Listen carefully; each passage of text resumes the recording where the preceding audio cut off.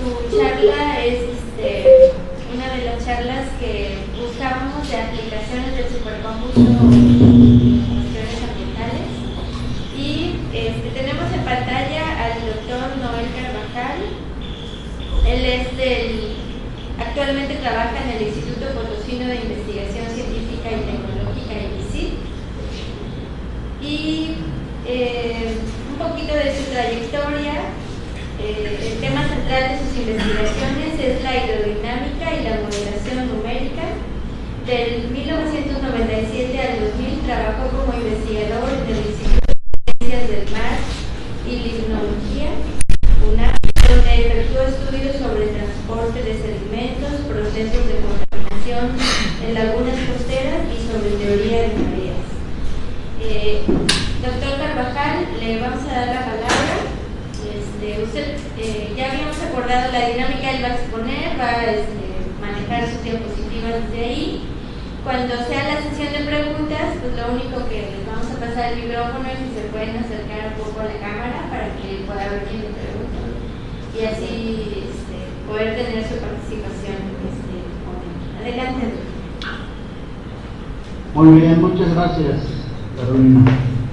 En primer lugar, quisiera agradecer al Centro Mesoamericano de Física Teórica por la organización de este interesante evento y también por la invitación. En segundo lugar, quisiera disculparme, pero bueno, por la huelga y todo eso sucedieron una serie de cosas que no pude tomar el avión a Tuxtla. Entonces, pero estoy muy contento de que al menos tuve la oportunidad a través de la videoconferencia, pues platicarles, compartir con ustedes algunas investigaciones que estamos llevando a cabo aquí en el IPICIT. Todo lo que voy a presentar tiene que ver con cómputo de alto rendimiento. ¿Sí? Indudablemente que entre más capacidad de cómputo tengamos, podemos hacer investigaciones más profundas, más interesantes, más completas. Y bueno, esto es lo que hacemos, es modelación numérica, y repito, para realmente hacer investigaciones importantes, trascendentales, requerimos cómputo de alto rendimiento. También quisiera agradecer a Franco, Karen Salomé, Cindy Estrada, Jorge Romo, Lizardo Valencia, Arnulfo Cepeda, por su paciencia y permitirme llegar, aunque sea por videoconferencia, y compartir mis experimentos, mis investigaciones con ustedes. Por ahí vi a Alfredo, vi a varios amigos, colegas.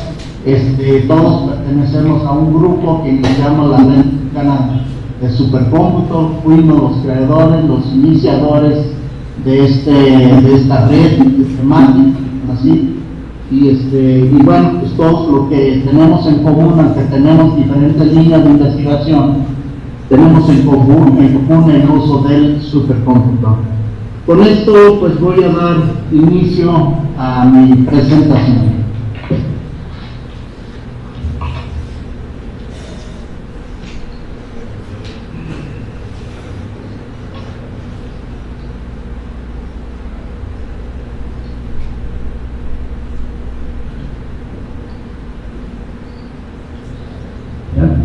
Ok, bueno, el tema del cual voy a hablar es el problema de los incendios forestales y su influencia sobre el cambio climático.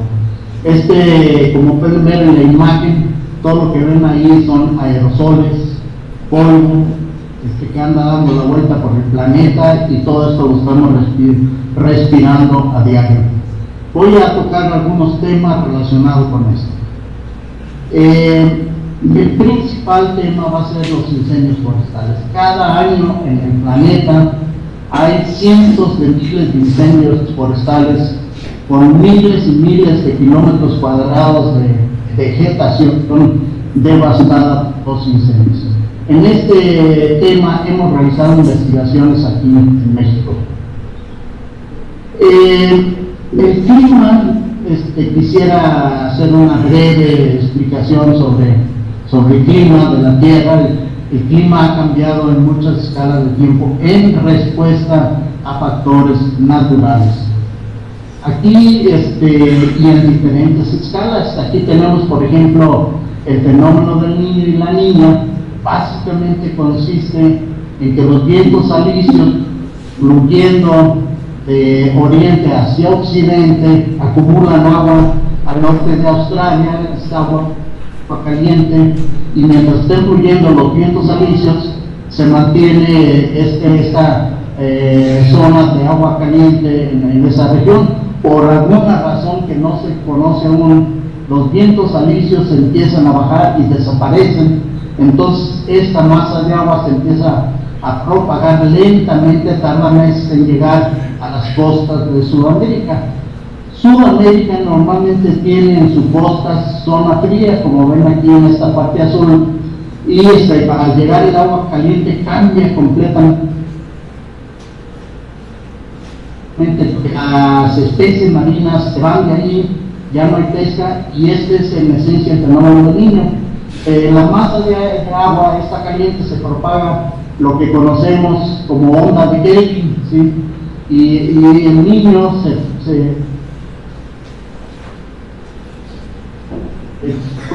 los efectos alcanzan a llegar a México, en la parte oceánica, pero estos cambios afectan el clima de todo el medio. Aquí el fenómeno del Niño es un fenómeno completamente no lineal. Es muy difícil hacer una predicción de cuándo va a ocurrir, porque sabemos que puede ocurrir en 2, 3, 4, 5 años, pero no se sabe todavía qué es lo que origina estas modificaciones planetarias. Es un tema de investigación muy actual, no resuelto. Lo mismo los huracanes. Los huracanes surgen como inestabilidades atmosféricas, es decir, el vapor de agua que se ve obligado a subir, al subir se condensa, libera calor latente, y esto hace el calor, calienta el aire, y el aire caliente se va hacia arriba, y esto provoca una inestabilidad numérica. Bueno, hay millones y millones, trillones de inestabilidades atmosféricas en el océano Atlántico o océano Pacífico, pero solamente alguna de ellas logra crecer, organizarse hasta formar un huracán. Esto tampoco se sabe por qué una de estas inestabilidades logra llegar a ser huracán. Es un tema también muy interesante. Los tornados, los huracanes, pues tienen semanas de vida, hasta meses pueden llegar a alcanzar, si se dan las condiciones, hasta un mes, si se dan las condiciones. Los tornados es un fenómeno que tiene escalas hasta de 500 metros de diámetro. Igual es una interacción de masas de aire, una fría, seca, con una masa de aire caliente, húmedo. Esta interacción produce inestabilidades atmosféricas, formación de nubes, formación de tormentas, y por alguna razón tampoco que se conoce realmente a fondo. Se saben ya, por supuesto, algunas cuestiones de vorticidad, de helicidad, que es el transporte de vorticidad, pero no se puede decir aún, ni siquiera con 2 minutos de anticipación, dónde va a ocurrir un tornado. 2 minutos podría servir para decirle a las gentes: oigan, salgan de ahí corriendo y váyanse. No, entonces son problemas relacionados y que son producidos por el clima, pero que no se conocen todavía completamente.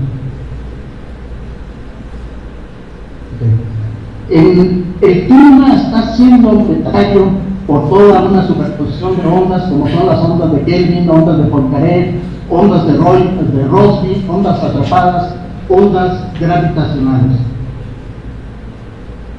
Las ondas gravitacionales en este caso no son las de Einstein, las predichas por Einstein. Las ondas gravitacionales en ciencias atmosféricas y oceánicas se refiere a que la fuerza restauradora es la fuerza de gravedad, nada más para aclarar. Y hay otro tipo de ondas. Todas estas ondas surgen como consecuencia de la rotación de la Tierra. Nosotros vivimos sobre la superficie del planeta por lo tanto somos el sistema de referencia que está observando los fenómenos. Entonces estamos observando los fenómenos, la hidrodinámica de la atmósfera y del océano, la estamos observando desde un sistema que está rotando. Este sistema, este cambio de coordenadas a un sistema rotante introduce la fuerza de Coriolis. Y si consideramos que la rotación de la Tierra sufre pequeñas aceleraciones y desaceleraciones, hay una tercera fuerza que se refiere a esta aceleración. Esta, sin embargo, realmente es muy pequeña y se desprecia nuevamente. Las otras dos sí intervienen en la teoría hidrodinámica de sistemas rotantes. Otros aspectos globales del clima son, por ejemplo, las corrientes marinas que transportan calor de zonas ecuatoriales a zonas templadas e incluso hasta el polo. Tenemos la corriente del Golfo. Si ustedes se fijan, por ejemplo, en Escocia, si lo pasaran en América estarían en el norte de Canadá, donde actualmente solamente viven esquimos, esquimales, pero debido a la corriente del Golfo, Europa tiene un clima relativamente benigno, ¿sí?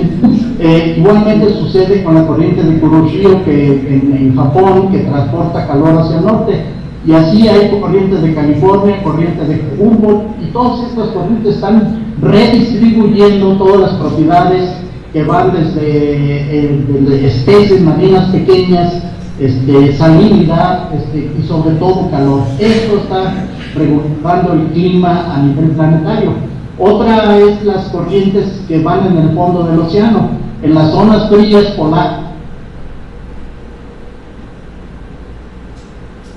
en el norte, más pesadas, se hunde y empiezas a circular por todo el planeta, llevando las propiedades del agua donde se inició, aquí al sur de Groenlandia, por ejemplo, y de algún modo esta circulación que se llama abisal en las profundidades de los océanos también sirve de reservorio para muchas propiedades, por ejemplo, para el CO2 atmosférico, para poco a poco va llegando hasta las profundidades y también tiene un papel importante en la regulación del clima. Otro factor son las celdas que se forman en la atmósfera. En el Ecuador la radiación solar es más fuerte, entonces calienta el aire tiende a subir y una parte de ese aire se va hacia el norte, hacia el sur, y de ese modo se van formando estas celdas atmosféricas. Fíjense bien cómo en las zonas del trópico de Cáncer y el trópico de Capricornio, en estas zonas el aire está descendiendo. El aire que desciende en promedio, por supuesto que es modificado por otras fuerzas, pero en promedio este aire descendiente es bastante seco y por eso todos los desiertos están ubicados en las zonas de los trópicos. Sin embargo, en latitudes medias, fíjense bien cómo hay, entonces si el aire es húmedo, pues ocasiona lluvia, y por eso en las latitudes medias tenemos zonas muy verdes, muy boscosas, y las zonas polares también son desérticas, el aire está descendiendo, el hielo que está ahí, pues es el que ha sido atrapado a lo largo de millones de años, por eso está ahí, pero en realidad los polos, desde el punto de vista atmosférico, son un desierto. El aire desciende y el aire que viene de arriba no trae agua. Otro factor es la topografía. Por ejemplo, México es un país con una topografía extremadamente compleja, pero pues tenemos toda una variedad de climas que se ven afectados por la altura. Esos son factores que afectan el clima. Otro ya más de largo plazo son las configuraciones astronómicas que afectan el clima, como es la inclinación del eje de la Tierra. Esa inclinación varía y tiene un periodo de variación de 41.000 años.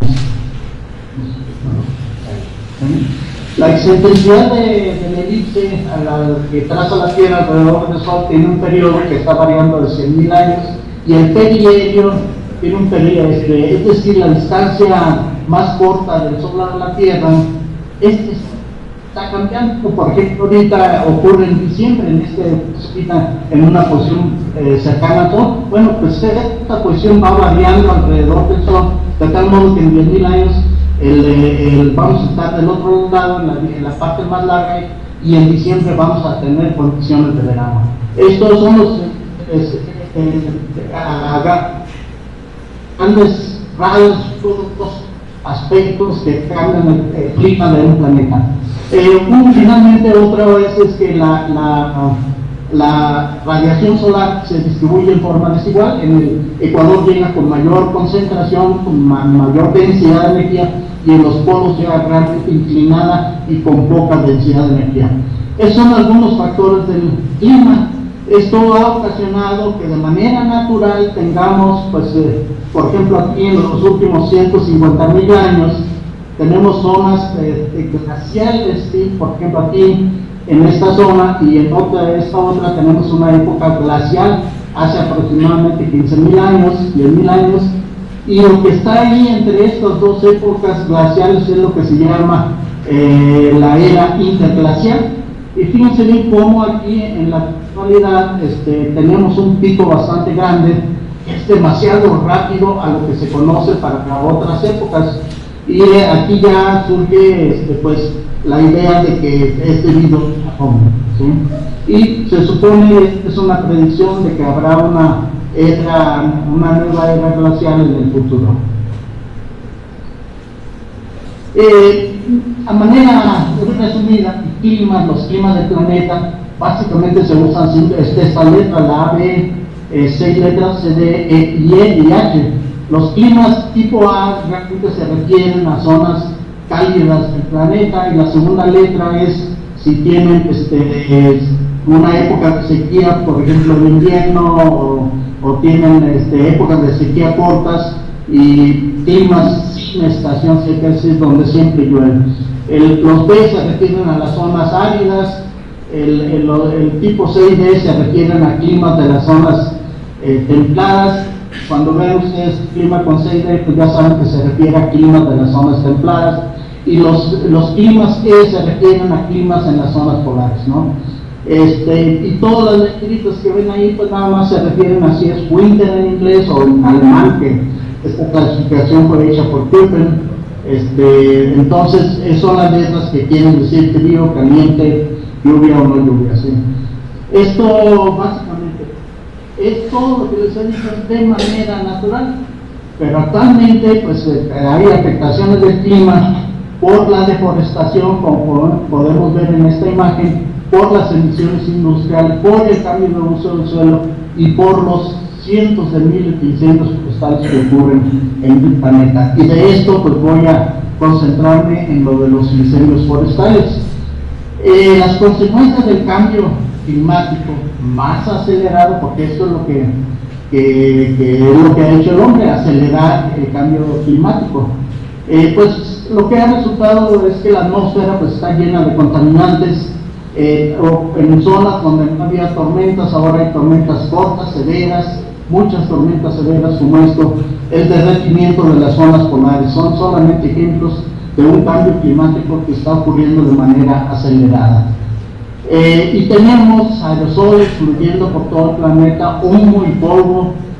Todo lo que ven aquí, vean cómo está emitiendo aquí en Baja California, en la parte sur de Argentina, en Brasil, en África, desierto del Sahara.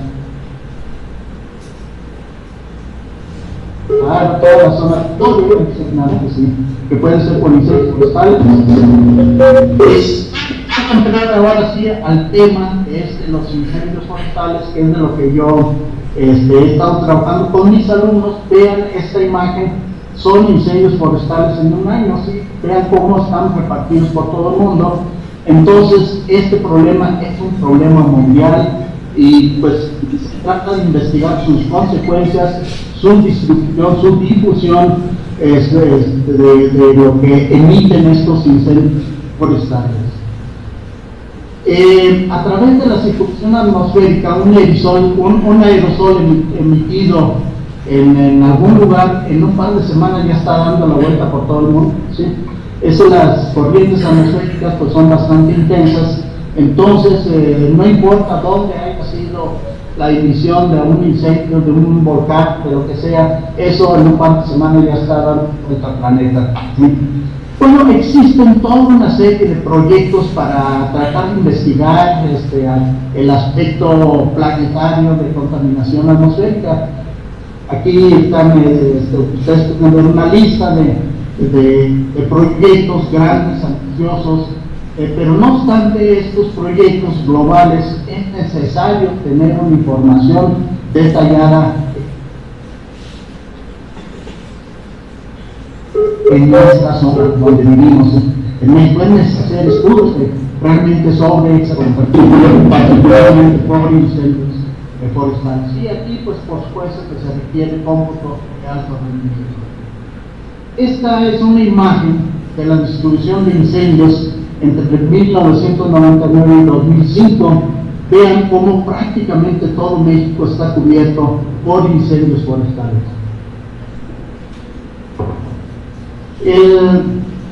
Aquí nada más a manera de introducción, vean cómo los incendios ocurren en diferentes tipos de vegetación. Esto es muy importante, ¿no?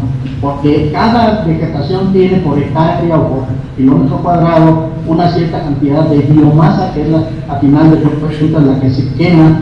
Hay muchos estudios acerca de conocer la cantidad de biomasa por hectárea o por kilómetro cuadrado para los diferentes tipos de vegetación. Entonces, esto nos permitió, pues, hacer las siguientes estimaciones. Solamente, nada más para que vean, por ejemplo, ustedes aquí ustedes en Chiapas, vean cómo está la atmósfera bien a menudo en diferentes épocas del año. Vean, pues, saben por qué se enferman de la garganta, o por qué la gente que tiene problemas de asma, por qué de pronto se siente mal. Pues todo, vean cómo está fluyendo hacia Estados Unidos, hacia Norteamérica, está fluyendo cantidades enormes de aerosoles producidos en esta zona de México y de América Central. Entonces, este es un problema internacional, no cabe duda. Y estas imágenes, no crean que nada más pasa en estas zonas, no, también para todo México tenemos situaciones semejantes como les voy a mostrar ahora. Es la zona de Guadalajara. Aquí en la punta de la flecha está la zona metropolitana de Guadalajara. Esto es lo que se llama el área protegida de flora y fauna La Primavera en Guadalajara. Es una zona boscosa que, por cierto, han permitido que ahí la construcción de fraccionamientos, de casas, y pues yo la verdad no viviría ahí, que ocurren cada año cientos de incendios forestales ahí, ¿no? Algún día les va a llegar por andar perturbando este ecosistema. Esto, bueno, es un problema. Vean cómo el aerosol alcanza a llegar hasta la zona del Bajío, ¿sí? Realmente está afectando zonas grandes, y eso que esta zona es relativamente pequeña. Aquí hicimos una modelación numérica con el WRF, un modelo atmosférico, y aquí estamos modelando con las emisiones de 80 incendios forestales, y vean cómo podemos reproducir más o menos la estructura de la estela que se produjo. La ventaja de esto es que podemos predecir las concentraciones. Por ejemplo, aquí en la zona de Guadalajara pues hay altas concentraciones. Incluso las sumamos aquí a las mediciones que había en diferentes estaciones, y pues vean que aquí la concentración es bastante alta, en este caso aquí en la zona de Guadalajara. Esto es un ejemplo ya de lo que podemos hacer y que tenemos la información. A veces no es muy completa, pero uno se le ingenua para poder realmente realizar los estudios. Ese mismo tipo de estudios, la zona estaba normalmente cubierta por pastizal. Bueno, pues lo han quitado el pastizal, lo han convertido en tierras de cultivo, pero no con riego, sino que de temporal. Obviamente en invierno, cuando es muy frío, no hay cobertura vegetal. Hay alrededor de 55 frentes fríos. Cada frente frío está asociado a vientos muy fuertes que van de occidente hacia el oriente, así como se ve aquí en esta imagen. Entonces cada vez se va llenando tierra, y aquí, créanme, está quedando un desierto. Ya hay zonas donde se ven solamente arena, se ven ya dunas en donde antes era zona de pastizal. Bueno, esto pues también lo estudiamos, este tipo de tormentas, a final de cuentas, es el fenómeno en sí, desde el punto de vista físico, es muy parecido, y aquí está la modelación de esto. Estas concentraciones de polvo llegan a Monterrey, llegan incluso hasta el centro de Estados Unidos. Bueno, esto es muy importante conocer bien pues, la física, la hidrodinámica, la modelación numérica para tratar de acercarse lo más que se pueda a condiciones reales. Esto pues fue una tesis de doctorado de Luis Felipe Pineda. Bien, voy a otro aspecto relacionado con incendios forestales. Aquí tenemos los incendios por todo el país y aquí tenemos los tipos de vegetación en México. Bien, aquí la pregunta esencial es, ¿podemos de algún modo predecir dónde pueden ocurrir los incendios forestales? Bueno, pues lo que hicimos fue en todo un año, tuvimos varias imágenes satelitales, reconstruimos con esas imágenes satelitales esta área y de tal modo que pudimos determinar la temperatura máxima, mínima, media, contenido de humedad, el contenido de vapor de agua, de humedad en el suelo, y con todo esto hicimos promedio cada 16 días. Esto requirió una cantidad enorme de cómputo, pero al final de cuentas cada 16 días hacíamos una imagen de dónde estaban condiciones dadas para que hubiese combustible que pudiera producir incendios forestales. Eso es en esencia lo que se hizo. Aquí está la metodología: temperatura máxima, temperatura mínima, media, el índice normalizado de vegetación, y etcétera, etcétera. Y al final obtenemos esto que se llama el índice potencial de vegetación, permítame, sí, el índice potencial de incendios forestales. Este índice, bueno, este trabajo se realizó dentro de una tesis de maestría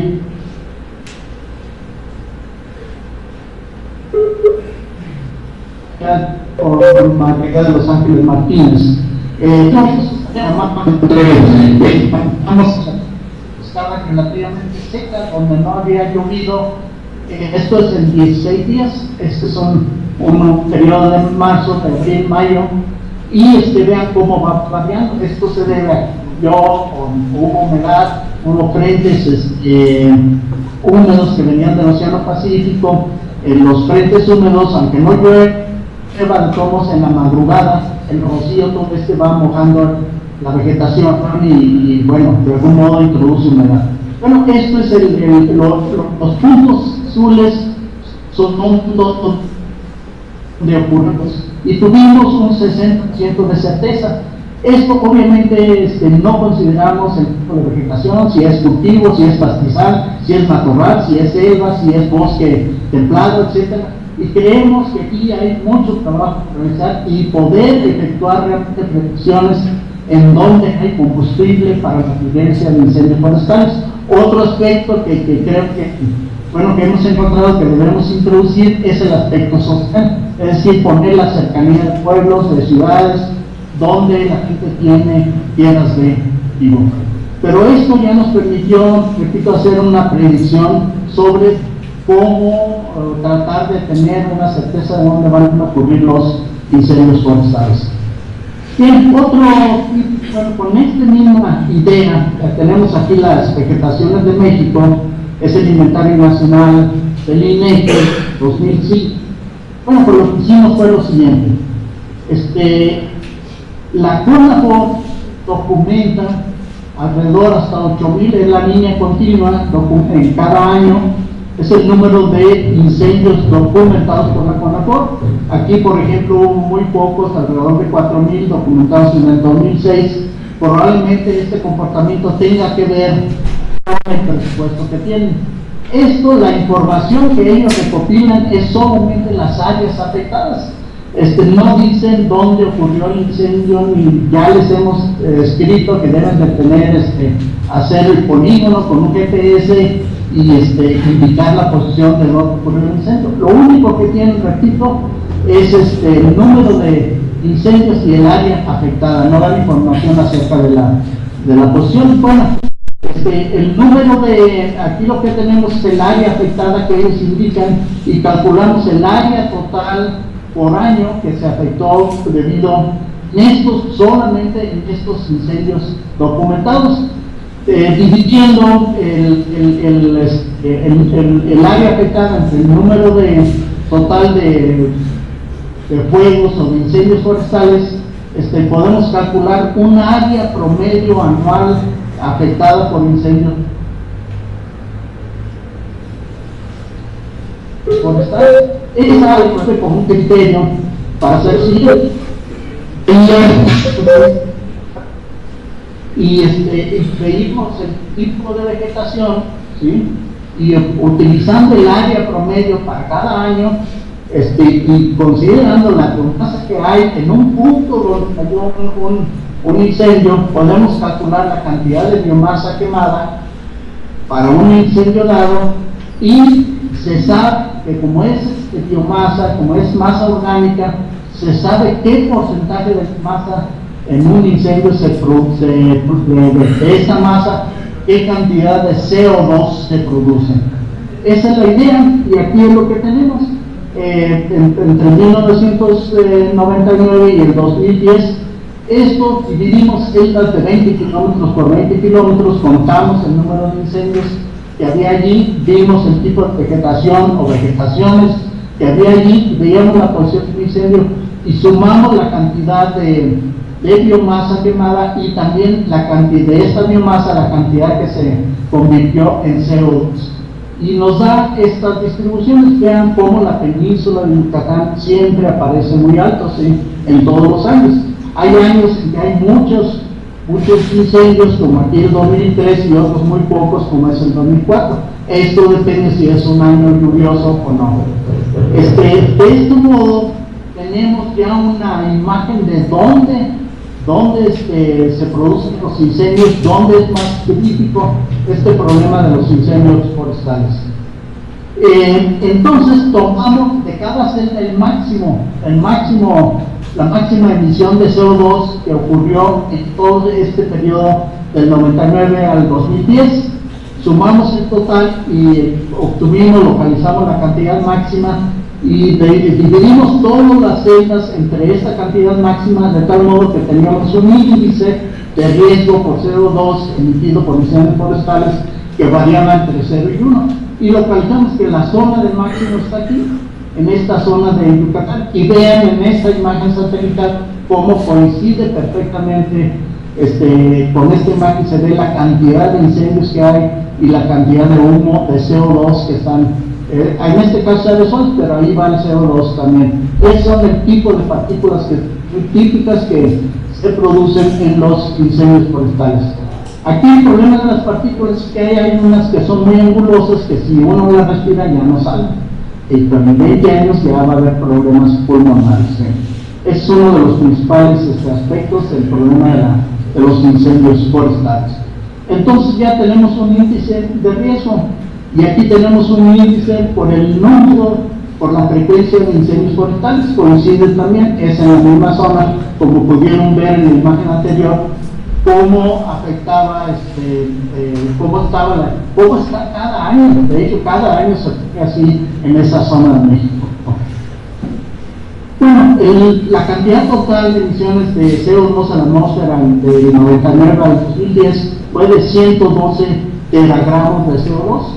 El problema con el CO2 es que el CO2 absorbe de una manera muy eficiente la radiación de onda larga que emite el planeta hacia el espacio. Normalmente sí va al espacio, pero ahora la atrapa el CO2 y la envía de regreso. Este es el efecto invernadero. Entonces, de ahí la importancia de la cantidad de CO2 que está en la atmósfera. En cantidades menores, pero también muy importantes, se envía metano a la atmósfera. De hecho, el metano tiene una eficiencia 21 veces mayor a la CO2 de regresar la radiación de onda larga que envía el planeta y que pues, le envía de regreso, ¿sí? Este es el efecto invernadero. Un teragramo pues es 1.000.000 de toneladas de CO2 en este caso. Y Bien, el aspecto realmente, bueno, un aspecto que nos interesaba es cómo se propagan los incendios forestales, cómo es la dinámica cómo podemos modelar la dinámica de incendios forestales, y de aquí empezamos a desarrollar una teoría. Imagínense que este es un incendio forestal, este es un volumen imaginario de la atmósfera, sí, a una cierta distancia de la emisión. De aquí este fuego está emitiendo, utilizando usando la ecuación de Stefan Boltzmann, ¿sí? La energía es igual a un sigma por la temperatura de cuarta potencia. Bueno, lo está emitiendo. Entonces aquí podemos calcular la cantidad de calor que hay dentro de este volumen. Aquí tenemos Q, es el calor por unidad de masa, joules por kilogramo, la densidad de la biomasa. El producto QR pues es joules en metros cúbicos, es energía por unidad de volumen, el vector flujo de calor y el vector velocidad. Entonces el calor total en un elemento de volumen pues va a ser la integral triple del producto y esto nos va a dar la cantidad de energía total, ¿sí?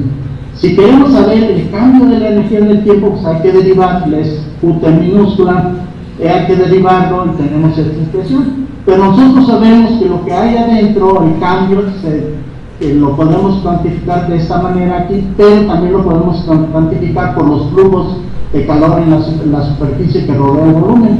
Y utilizando el teorema de Gauss, pues lo podemos escribir como la divergencia del producto QRD. Y lo igualando llegamos a esta ecuación de conservación de calor.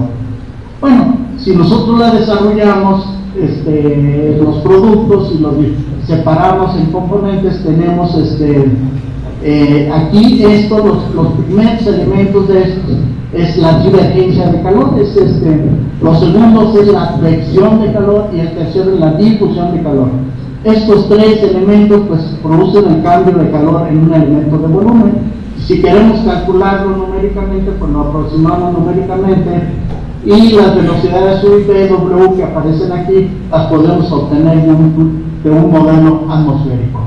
Esto se nos hacía un poco, no sé, muy normal, por lo que decidimos buscar una alternativa. Sí encontramos otra alternativa, que es la siguiente. Tenemos aquí una zona boscosa, lo cuadrícula, entonces podemos ver que en un cuadrito no hay árboles, no, sí. Entonces esta es la idea de lo siguiente. Entonces generamos mediante números aleatorios, poniendo una condición que nos permite tener una densidad de árboles. En este caso 1 es árbol, 0 no hay árbol, y podemos determinar una densidad del bosque, por así decirlo. Y este es un ejemplo de una distribución de un bosque al azar, ¿no? Aquí la resolución es de 10 metros por 10 metros en cada celda. ¿Cómo lo hicimos? Bueno, consideramos que un árbol en primera aproximación es una esfera que está emitiendo energía en todas direcciones a través de la ecuación de Stefan Boltzmann, y le llamo E0. Es un árbol que cayó un rayo ahí, podemos imaginarlo, y ahí inició un incendio. Bueno, este otro árbol que está a una cierta distancia va a captar una energía que es igual a la del círculo, un círculo más o menos que aquí mostrado en rojo. Esta es la energía que va a captar. Entonces aquí está el modelo, aquí está la copa del árbol, emitiendo que tiene un cierto radio el árbol, y esta es una distancia al otro árbol, y que tiene también el radio que le llamo M2, es la distancia de un árbol a otro. Aquí podemos ver cómo este árbol está afectando a diferentes distancias los diferentes árboles. Entonces, como conocemos el punto de ignición de diferentes tipos de árboles, pues es un árbol que está encendido, tiene un proceso en que la temperatura se va incrementando y alcanza un máximo, y de ahí se ha encontrado que empieza a decaer exponencialmente. Bueno, eso lo podemos dar para la ignición a través de la ecuación de Stefan Boltzmann, y de este modo pues, se va propagando el calor, y puede ser que un árbol que esté a una cierta distancia alcanza el punto de ignición y entonces se incendia, ¿sí? El punto, la temperatura máxima que alcanza un árbol está muy por arriba del punto de ignición. Entonces de este modo se va incendiando un árbol a distancia, uno si está más lejos va a tardar más en incendiarse, y ese árbol, cada árbol que esté por encima de la temperatura ambiente recibe radiación, pero al mismo tiempo emite radiación de acuerdo a la temperatura que está. Esto se convierte en un problema de combinatoria bastante complejo. Les aseguro que se requiere mucha memoria, mucho tiempo de cómputo, pero se resolvió. Entonces aquí básicamente yo tengo la emisión del E0 de acuerdo a la ecuación de Stefan Boltzmann, pero ahora yo defino que de un árbol a otro decae exponencialmente, como se claro. Esto se debe a que la radiación caliente el aire entre los dos árboles, el aire caliente tiende a subir y por convección se pierde una cantidad de calor. Entre más lejos esté el árbol, más se pierde, y por eso estamos proponiendo de la emisión inicial del árbol que decae exponencialmente con la distancia. Entonces, dándole esta forma, sacando los logaritmos y después para alfa, podemos determinar, para una condición que conocemos, podemos determinar el alfa, es decir, la velocidad con que decae la energía que llega a otro árbol. Se supone que debido al calentamiento del aire y la convección, la energía de Stefan Boltzmann decae exponencialmente con la distancia. Aquí está la temperatura de ignición en grados Kelvin, es el radio de la copa de un árbol. La copa tiene un diámetro de 4 metros, la distancia mínima de separación entre dos árboles es 10 metros, es la constante de Stefan Boltzmann. Y bueno, iniciamos este proceso. Aquí está la forma en que varía la temperatura de un árbol que se está quemando. Aquí están datos, la temperatura ambiente, el alfa que estimamos. Ahora, así como calculamos el alfa en una dirección, lo hicimos para 8 direcciones: para el norte, para el sur, para el este, para el oeste, para el noroeste, noreste, oeste, sureste. De tal modo que podemos dar un alfa, con esto podemos controlar el efecto del viento, ¿sí? Entonces, con todo esto, aquí tenemos un ejemplo. En los ceros no hay árbol, uno hay árbol. De esto sería, por ejemplo, nuestra matriz de distribución de árboles en una malla de 10 por 10. Aquí se vería en verde, serían los árboles, y el punto rojo sería hipotéticamente donde inicia la inhibición, que muy bien puede ser por un rayo, ¿no? Sí. Entonces aquí tenemos 1 kilómetro de extensión por 1 kilómetro, y es la distribución de los árboles. Bueno, aquí tenemos algunos resultados. Esto es en este punto la iteración 1, y aquí ya son 125 iteraciones. Vean, aquí está la escala de temperaturas en grados centígrados. Aquí están. Vean cómo donde está el incendio, aquí ya alcanzó las temperaturas más altas, y aquí ya en la parte central vean cómo se está expandiendo de forma aleatoria el fuego, ¿sí? Aquí tenemos, en este caso, la temperatura ya va decayendo, y tenemos una zona donde hay temperaturas máximas y unas zonas que van siendo afectadas por la propagación del incendio.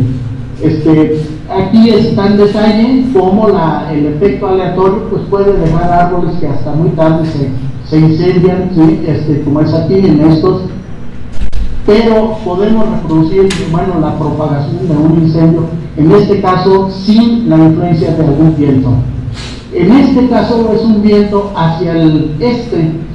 Aquí está la dirección del viento, y vean cómo existe ya una propagación preferencial del incendio hacia el este, y nos da los diferentes niveles de temperatura que hay. Y fíjense cómo va cambiando de un tiempo a otro. Aquí las temperaturas son muy grandes, y aquí ya van decayendo las temperaturas.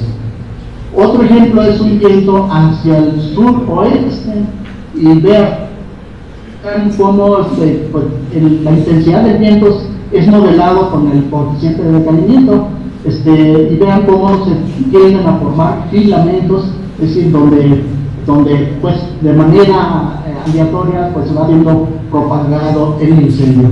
Esto son diferentes etapas, y pues podemos estudiar la evolución de la temperatura en este dominio. Aquí tenemos un viento hacia el noreste y ven otra vez cómo hay zonas que son afectadas en forma aleatoria, y esto en imágenes espectrales que tenemos de viento vemos que sí a veces quedan zonas sin ser afectadas pues de manera aleatoria. Aquí tenemos una imagen de un incendio forestal. Vean la forma que produce un incendio, y aquí está un ejemplo de incendio forestal, pues como tiene pues cierto parecido, ¿no? Y vean cómo quedan zonas que no son afectadas, como esta, ¿sí? Entonces, bueno, esto aquí a este modelo le podemos agregar topografías y le podemos agregar efectos topográficos. Está por avanzar, pero lo que sí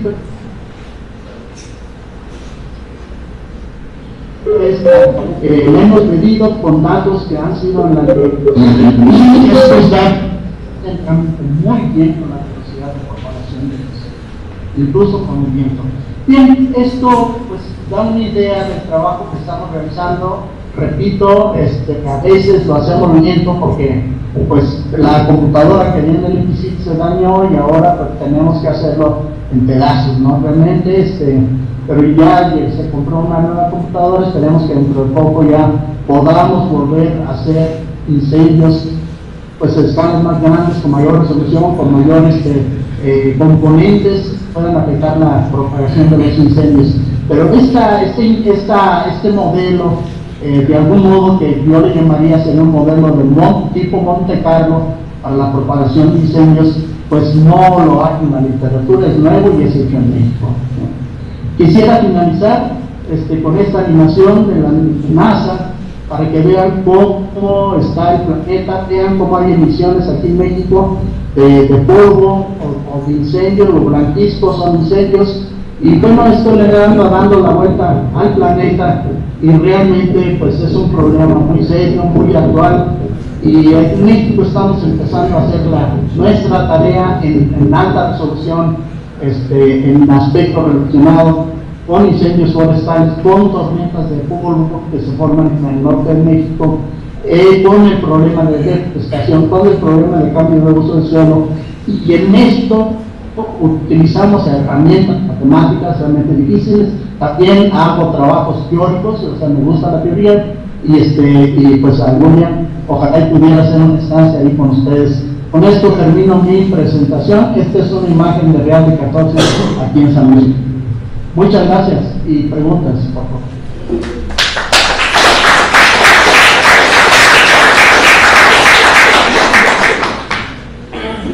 ¿Tienen alguna pregunta?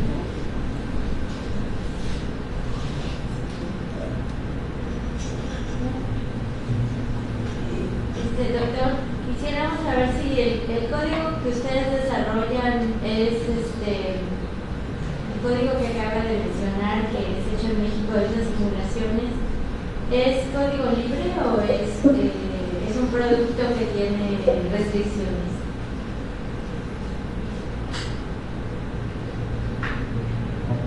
No, todo va a ser libre, porque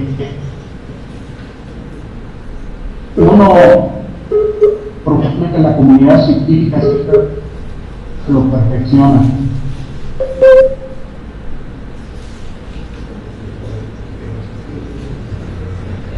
Creo que tuvimos la conexión.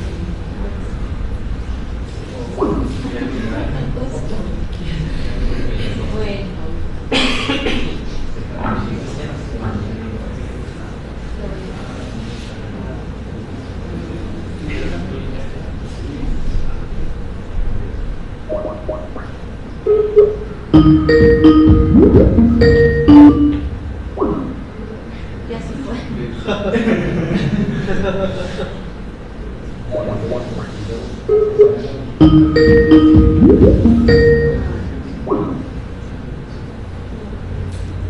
Bueno, estuvimos este aspecto técnico. Nuestra red no es muy eficiente, como pueden ver. Vamos a pasar a la siguiente conferencia.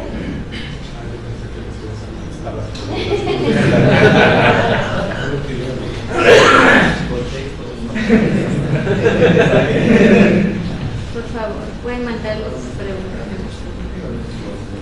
Sí, desde luego sí. Pueden enviar las preguntas. Sí.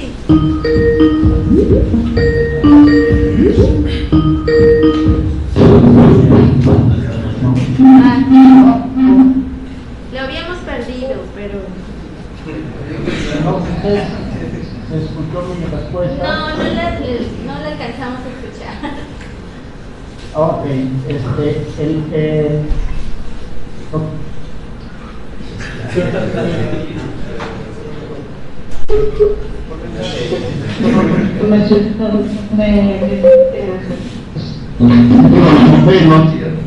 pues por eso lo queremos poner como código para que se vaya aumentando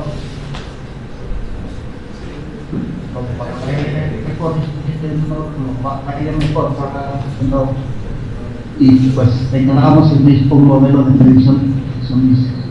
Bueno, ¿alguna otra pregunta? Sí, yo al menos entendí que sí, que es código libre, que lo van a poner a disposición de la comunidad para ir perfeccionando. Sí, exacto. ¿Algún comentario? Muchísimas gracias, doctor Noel, por su participación. Yo le voy a enviar su constancia digital. Y le agradecemos mucho su participación. No, pues muchas gracias por pedir saludos a Alfredo, ahí a tu colega, bueno, a los amigos, ahí muchos saludos y muchas gracias y lamento haber estado allí en persona. Muchas gracias.